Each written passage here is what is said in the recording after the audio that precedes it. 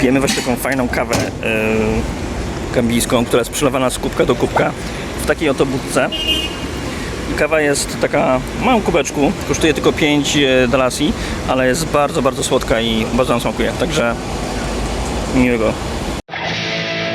Jesteśmy teraz na plaży w Kololi, w Serekundzie. Kololi to jest takie osiedle Serekundy i właśnie tutaj przy Kololi jesteśmy na plaży. Kololi Beach.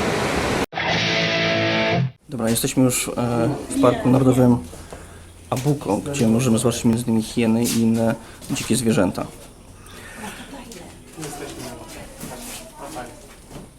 Tam płynie bardzo miło w tym parku i nie widzieliśmy jeszcze żadnych ważniejszych zwierząt, tylko jeden grzbiet krokodyla. Aha, i była małpa. I teraz zachodzimy w głowę, czy ten park nie jest takim picem, bo przyszliśmy tutaj i oczywiście 35 dalasji wejście, to jest bardzo małe, jest jakieś 4 zł chyba, ale musimy wziąć przewodnika. No, powiedzieliśmy, że przewodnika nie weźmiemy, bo nie jest obowiązkowy. I poszliśmy sobie sami. No i chodzimy i niestety na razie żadnych zwierząt. Mały zawód, bo się okazało, że tutaj tych żadnych hien nie ma, tylko są małpy, więc takie totalne bzdury. Nabili nas oczywiście w butelkę tym samym. Okej, okazało się, że jednak są. Sorry za pomyłkę. Przepraszamy, są hienki, są tutaj. Najwyraźniej widać, że hieny i sępy to są jakby bracia zbrodni, bo jedni i drudzy żerują na padlinie i trzymają się razem. To są podwójne czy potrójne. Wiele taniej jest zawsze wziąć sobie tubylca, który będzie was woził po okolicy, bo raz, że sporo zaoszczędzi, a poza tym taksówki są trochę takie niepewne. Nie mają licencji do przewożenia turystów. To są po prostu bezpośrednie przejazdy z miejsca A do miejsca B. Kierowców taksówek często cechuje brawura, bo widzieliśmy sami już kilka, które były rozwalone gdzieś na obrzeżach. Jedna wylądowała w rowie i na dziś miała czołową stłuczkę. Chwilą minęliśmy kobietę, która na głowie miała taką tacę pełną owoców, miała też orzeszki i wzięliśmy właśnie orzeszki wraz z bananami. Zaraz zaczynamy naszą przygodę z safari. Za chwilę wejdziemy na prom, płyniemy na drugą stronę rzeki Gambia, później przez granicę do Senegalu. Jesteśmy już po drugiej stronie rzeki i nasza mnie taka jedna myśl, bo płacimy za tą wycieczkę 80 euro. This is the mouth of River Gambia. This other side is Atlantic Ocean. If you want to take a ship from here to Europe, America, it's this way. Jest w niej wliczona masa opłat różnych, które nam tam koleś tłumaczył. Generalnie to jest najtaniej, bo niektórzy chcieli 100, 105, nawet 110 euro chyba za tą wycieczkę. Tu właściwie wycieczki takie 2-3 godziny zaczynają się od 50 euro, może 40 jak się dostargować. Jak na taki standard wycieczkowiczów, którzy jeżdżą i chcą mieć wszystko zorganizowane, to Gambia jest strasznie droga. Naszym zdaniem nie wart tej kasy, naprawdę. Jest, jeśli chodzi o ten koszt wycieczek, które tutaj są organizowane, to jest to strasznie wysokie, więc lepiej sobie wyskoczyć na miasto, przejechać się taksą i zobaczyć sobie coś samemu.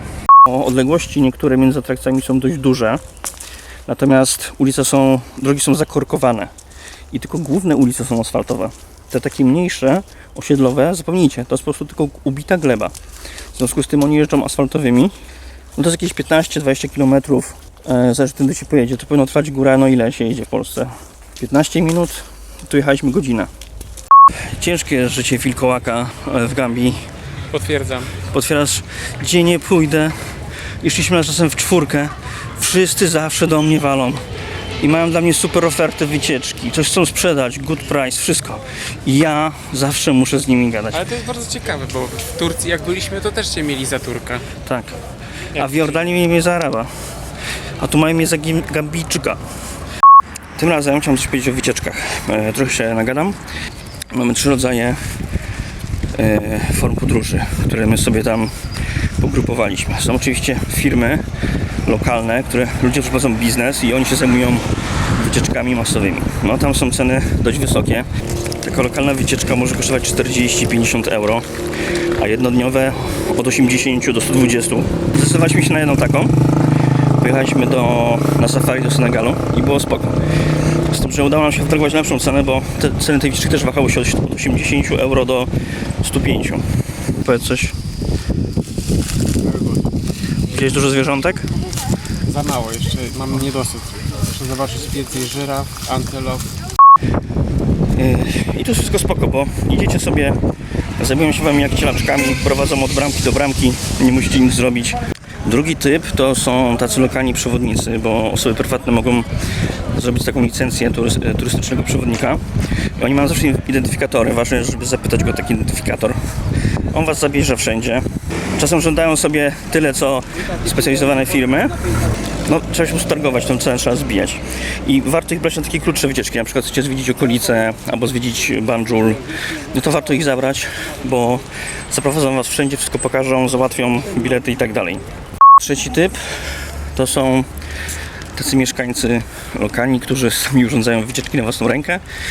I są to wycieczki tego typu: o, tu jest drzewo mango, a tu jest kolejne drzewo mango, to jest większe drzewo mango, a tu jest ulica, ulica jest asfaltowa. I to tego typu wycieczki, więc takich ludzi unikajcie od razu. Jakby was dorwali i zauważycie, że taka gadka się pojawiła, to od razu zwiewajcie. Jeśli chodzi o walutę w Gambii, to mamy dwa rodzaje. Są stare oraz nowe. Można im płacić zamiennie. Z bankomatu wchodzą przeważnie 200 albo setki i one są w dość dobrym stanie. Teraz tak, na przykład taką piątką możecie zapłacić za kawę na ulicy. 20 kosztuje na przykład woda albo cola. 100 można kupić sok, za 200 można kupić już obiad gdzieniegdzie. Z bankomatu wyjmujemy pieniądze kartą Revolut. Maksymalnie można wybrać 6000 dalasji. Wypłata z bankomatu kosztuje 150 dalasji, czyli trzeba wybrać w sumie 6150 dalasji. Natomiast jeśli chodzi o podwójne przewalutowanie, nasza koleżanka tutaj kupiła sobie dolary w Polsce i potem wymieniła je w kantorze. Dali jej tragiczne pieniądze, posłuchajcie, bo to są ładne, nie? Natomiast przeważnie pieniądze wyglądają tak. Zobaczcie.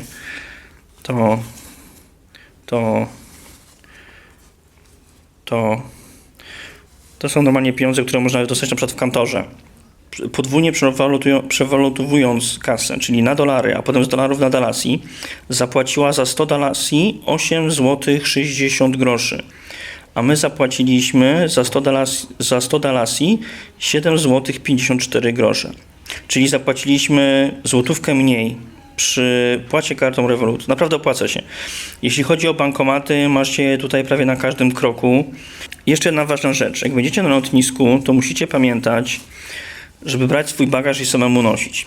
Ponieważ my mieliśmy plecaki, to wzięliśmy sobie je na plecy i przyszliśmy sami do autobusu. I tam podczas wrzucania do bagażnika w autobusie koleś do nas mówi tip 5 euro. My powiedzieliśmy mu, że mu nie damy, bo my sobie sami go przynieśliśmy. I się odwróciliśmy i poszliśmy. On tam coś gadał, że nam nie weźmie bagażu, bla bla bla bla, ale ostatecznie wszystko było spoko i dojechał. Warto zamienić walutę na dalasy, ponieważ wtedy wszystko jest tańsze, bo w dolarach będą zawsze ceny zaokrąglać i na tym stracicie sporo. Ostatnia rzecz, jak będziecie komuś dawać napiwek, bo czasem na przykład za jakąś pomoc, to warto dać 50 dalasji, czyli równowartość $1. Ale pamiętajcie, że to muszą być dalasji, bo jako tako do dolarów oni nie przyjmują. W Gambii, idąc sobie na jakikolwiek spacer, do miasta, na plażę, do sklepu, czy nadchodząc plażą, cały czas ktoś do was podchodzi i wciska wam jakieś wycieczki, niewycieczki, dziwne żarcia, atrakcje, jakieś kabelki do smartfonów i tak dalej. Nieważne, że nie chcecie czegoś, oni są uparci, cały czas za wami chodzą. Ważne jest, żeby im nie robić nadziei na to, że przyjdziecie później czy coś kupicie, tylko trzeba mówić od razu, że nie potrzebujecie, a do widzenia. Tak samo jest dużo tutaj dzieci, które chodzą i żebrzą, w związku z tym najlepiej z nimi w ogóle nie rozmawiać, bo po pierwsze nie powinno się niczego nikomu dawać, a po drugie można nauczyć ich tego, że turyści są po to, żeby od nich wyciągać kasę. Zresztą oni chyba już to doskonale wiedzą. Ale nie utwierdzamy ich w tym przekonaniu. Nie dajemy nikomu kasy na drodze, nie dajemy nikomu w ogóle kasy, tylko za jakieś usługi. Czasem można dać jakiś tip, ale nie na przykład, że ktoś wam coś powie, bo to jest bez sensu. Co kupiłeś?